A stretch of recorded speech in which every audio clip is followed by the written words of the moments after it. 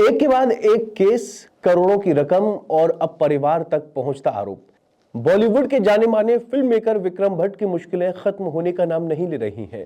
पहले पत्नी अब बेटी, धोखाधड़ी के मामलों ने उनकी कानूनी परेशानी और बढ़ा दी है। बॉलीवुड फिल्म निर्माता और डायरेक्टर विक्रम भट्ट और उनकी पत्नी श्वेतांबरी भट्ट को दिसंबर 2025 में उदयपुर पुलिस ने 30 करोड़ रुपए से ज्यादा की धोखाधड़ी के मामले में गिरफ्तार किया था।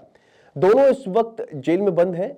अब इस मामले के बीच विक्रम भट्ट की परेशानी और बढ़ गई है।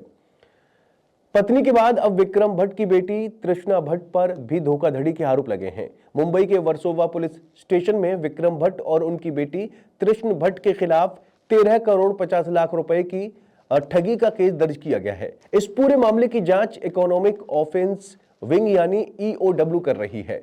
जानकारी के मुताबिक आरोप है कि विक्रम भट्ट और उनकी बेटी ने एक कारोबारी को फिल्मों में निवेश करने के बदले भारी मुनाफा लालच दिया था। इसी भरोसे पर उस बिजनेसमैन ने उन्हें 13 करोड़ 50 लाख रुपए दिए, लेकिन ना तो वादा किया गया, ना रिटर्न मिला और ना ही मूल रकम वापस की गई। काफी वक्त तक पैसे न मिलने के बाद पीड़ित कारोबारी ने पुलिस में शिकायत दर्ज कराई। EOW ने शिकायत के आधार पर केस दर्ज कर लिया है और अब पूरे लेन देन, निवेश और दस्तावेजों की बारीकी से जांच कर रही है। गौर करने वाली बात यह है कि इससे पहले विक्रम भट्ट और उनकी पत्नी पहले से ही 30 करोड़ रुपए की धोखाधड़ी के एक दूसरे मामले में उदयपुर जेल में बंद हैं। इस केस में उन्हें दिसंबर की शुरुआत में गिरफ्तार किया गया था। बाद में कोर्ट ने उन्हें न्यायिक हिरासत में जेल भेज दिया।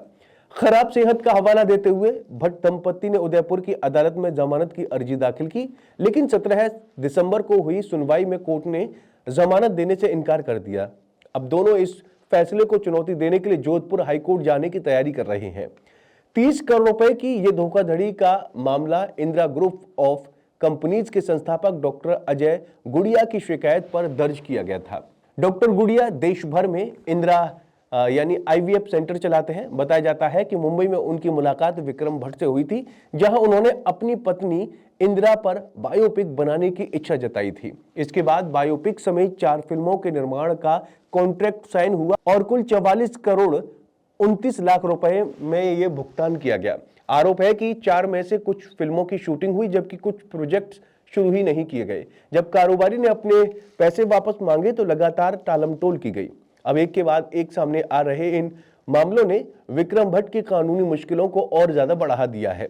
अब आगे इस मामले में क्या सच सामने आता है, इसका फैसला अदालत करेगी।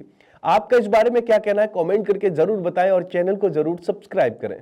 For latest Bollywood news and updates, please subscribe to Bollymyth.